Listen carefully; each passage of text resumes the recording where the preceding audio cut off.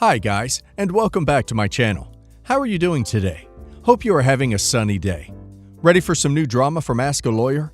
Let's go to the first one, about OP's daughter, who demands OP pays for her wedding, but the problem is that OP is not invited to the wedding. Listen to the story, guys, to find out why, and of course to hear my insights. Enjoy the stories, and don't forget to like and subscribe. And of course, don't forget to leave a comment. I, 55 male, have a daughter, 29 female, who is getting married next year. I was an involved dad when she was young and we were close. But when she was in her teens, I cheated on her mom. My daughter didn't accept the divorce well.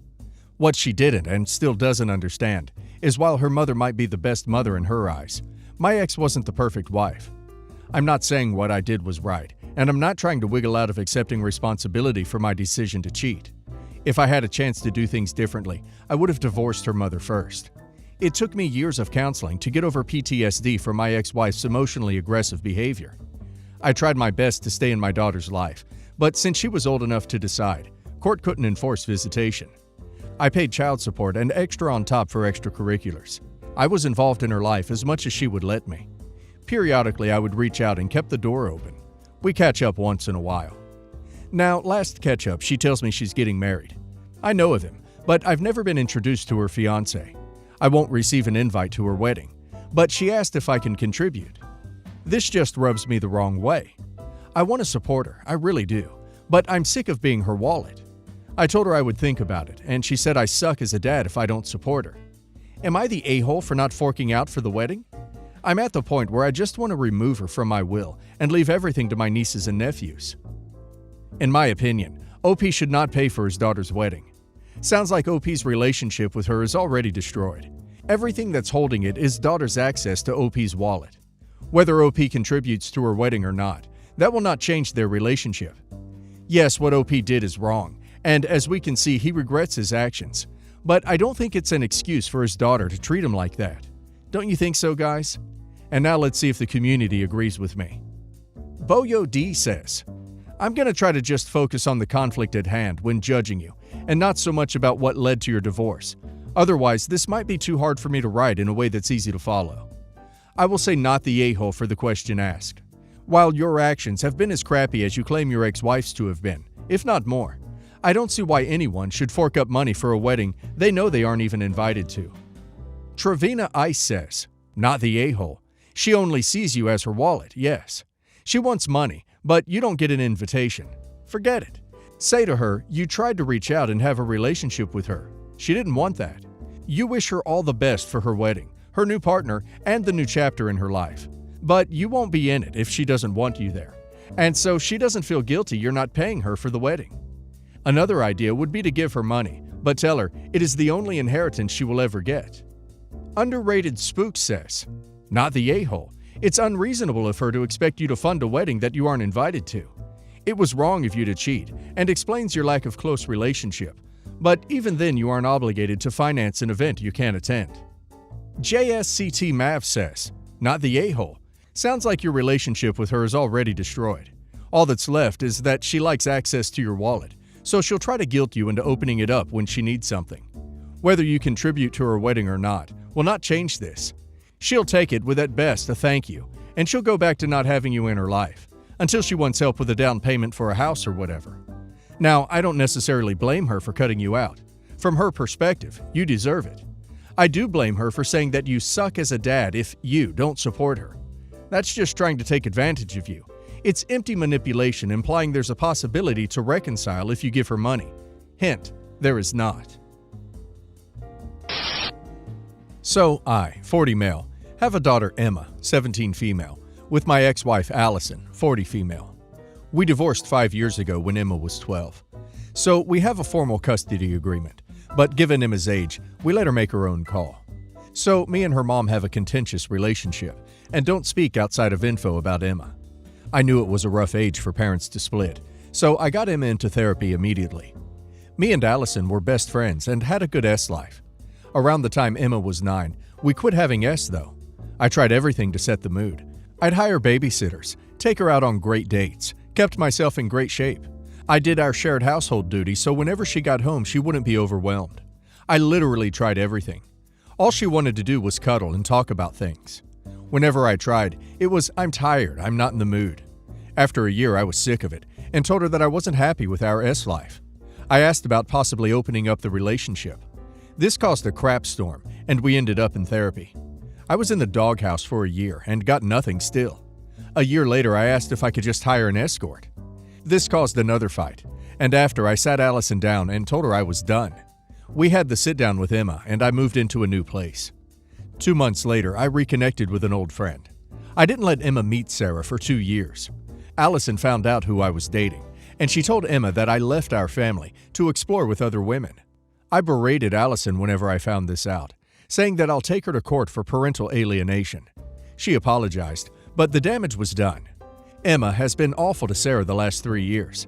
Sarah does make an effort still, but Emma is just a brat. Rude comments, faces, and more. I had a barbecue for Memorial Day last weekend. Sarah made sides and we had Emma over. Emma made this comment to Sarah after trying some of her food. "Dad, you really left Mom for a woman who can't even cook decent food while Mom is a master chef? Yikes." I saw Sarah was getting close to crying, so I stood up and said, "Emma, I left your mom because we didn't have for 3 years. I have needs, and your mom wasn't fulfilling them. So if you want to blame someone, start with your mom. If you want to keep acting like an a-hole, head back to your mom's, and she can cook for your ungrateful, brainwashed butt." Well, my ex called me and yelled at me because Emma came home crying. I told her that her comment years ago festered into this, so she needs to be the one to fix it. And Emma isn't welcome back until she wants to apologize, because Sarah is an angel, understanding. But the way Emma treats her is uncalled for, and Sarah shouldn't have to feel like that in her own home. Allison called me a few names and hung up. I haven't spoken to Emma since. Sarah is staying out of this totally, but I can tell we've reached a breaking point. I don't think I did anything wrong, but am I the a-hole? Edit. For people asking if we talked about why she didn't want to have My response: absolutely. We talked about it in therapy. She wouldn't answer, just that she wasn't in the mood. She wouldn't go see a doctor. Then it became, "I'm tired," hence me picking up more responsibilities. She never gave a standard answer other than the ones I listed. And then I was in the doghouse, so that was the reason. I've moved on. She should too at this point. She has our daughter hating me. She has our daughter at her house. I don't know what else she could want at this point. Well, in my opinion, OP is definitely in the wrong here. Yes, OP's 7-year-old child was absolutely rude to Sarah and made a snide remark, but OP disrespected her mother in front of everyone. OP's kid is a kid, and OP is an adult, and the golden rule in divorces is not to speak negatively about your ex. It does not matter that OP's ex planted a seed in Emma's mind. OP's job and Sarah's job is to ensure that she feels safe and there's always a place for her. As a parent, yes, OP can set boundaries.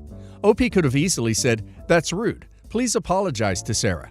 Your mother and I divorced because we had different needs that couldn't be met, so we went our separate ways because we both deserve to be happy." How easy would that have been? Instead, OP spoke negatively about her and gave OP's daughter back the same rudeness she gave OP and Sarah. OP is the adult and needs to start acting like it. And now let's hear if the community agrees with me. Seymour If Ands or Buts says, "You're the a-hole. Emma may be acting like a real crap to Sarah, but still, your response to her was over the top. No one wants to hear about their parents' life. Gross. Your ex is also an a-hole for poisoning Emma against you and Sarah, but you handled this like crap. You should have had honest but appropriate conversations with Emma earlier, not blow up at her." Happy Banana 134 says, "You're the a-hole. Allison told Emma the truth, yet still apologized for this. Blaming Allison for the divorce is absolutely ridiculous, and saying that to Emma was out of line. Your behavior caused all of this, not a comment Allison made years ago. Emma is 17, and she doesn't like Sarah. That's not uncommon with teenagers and step-parents. You can challenge her behavior without slagging off her mother. You could tell her it's wrong to compare the two women, instead of doing exactly that yourself. It seems you value women based on how often they put out."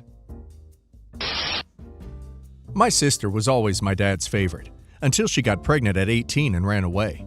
It was a huge scandal in our social circle, and my parents took it badly. In the end, I feel like I suffered because of her actions. My dad became so strict that I wasn't even allowed to go anywhere without an escort. I was moved from a mixed school to an all-girls school, and I was never allowed to even look at a boy who wasn't related to me. I was only allowed friends that were the children of their friends. He also threw himself into work and was nothing like the dad I had before then.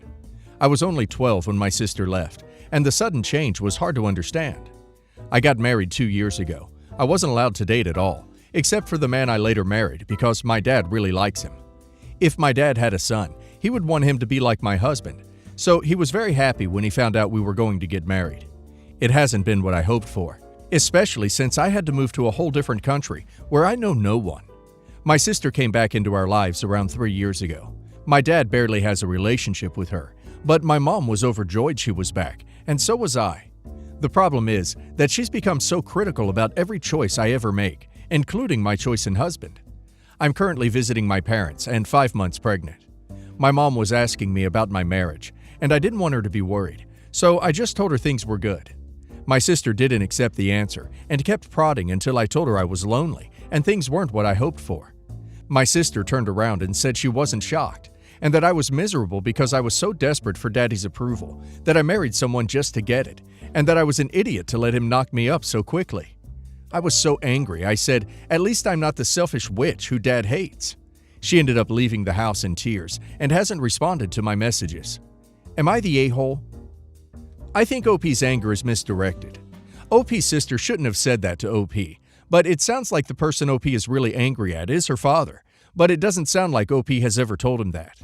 So OP lashed out at her sister since she's a safer target.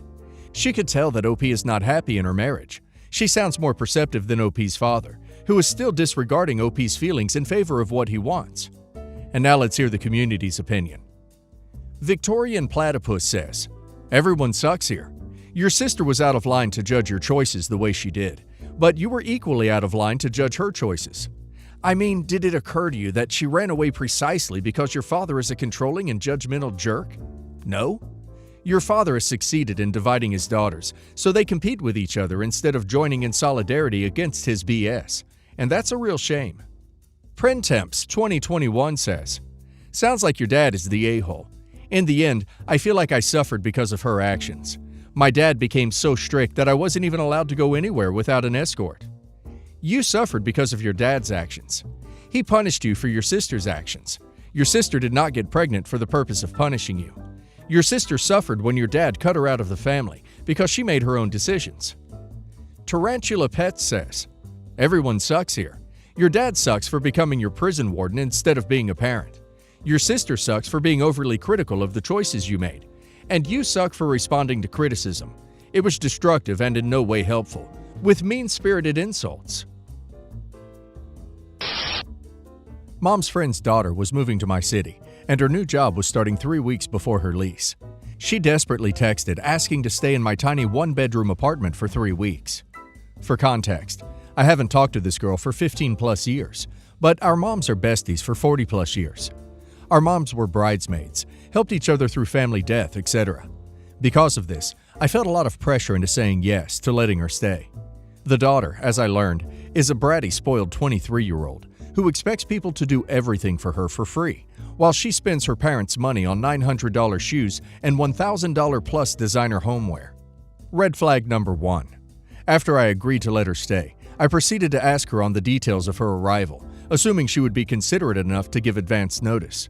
Turns out, she only gave me literally 2 days of notice on her 3-week stay. Red flag number 2 through to 6. Then she proceeded to freeload off me for almost an entire month, living entirely for free in my apartment. She did not offer to cover any apartment costs. She threw away my food from the counter, broke items, including my travel memorabilia, left moldy food on my dining table, lost my spare house key within 5 hours of her arrival, then asked to take my personal key to get in out of the apartment. I had to spend an evening running around Home Depot and locksmiths. Red flag number 7. The falling out. The falling out came with a weekend getaway to Maine I planned for my own vacation. When she asked my weekend plans, I mentioned the trip. She then invited herself to tag along, which for her I guess means free. I paid for the rental car, the hotel, the gas money, the national park entry fees, and drove the entire trip, 12 hours of driving in total. When it came time to pay for gas or any shared trip costs, she turned the other way. But then I watched her buy a $40 disposable camera $8 lattes, and other exorbitant things for herself. After the trip ended, I split the trip cost in half, $200 each, and told her she can pay me back when able. She got mad and gaslit me, saying she didn't think she would have to split costs, that she is not in a position to split, and that she contributed in small ways, i.e., paying a $4 parking pass and one coffee. I let out all my frustrations and ended by calling her a freeloader. She left the apartment angry and got her parents to book her a hotel room. Moms are super mad, and their friendship is now quite tense. From my end, maybe I should have communicated problems from red flag number 1, said no more, or been explicit about trip costs. I was trying to avoid conflict. I never thought someone would be bratty enough to freeload my vacation. Am I the a-hole? Exotic Mango 2768 says, "Not the a-hole. You rightly called them out and have absolutely nothing to apologize for. And if the mom's friendship is ruined over this, then it was superficial anyways." Snack and Penguin says, "Not the a-hole, but this daughter is being enabled by her mom, and it sounds like they were looking to you to help with that. My guess is that she thought that because you were paying the road trip costs anyways, you shouldn't have asked her for her share.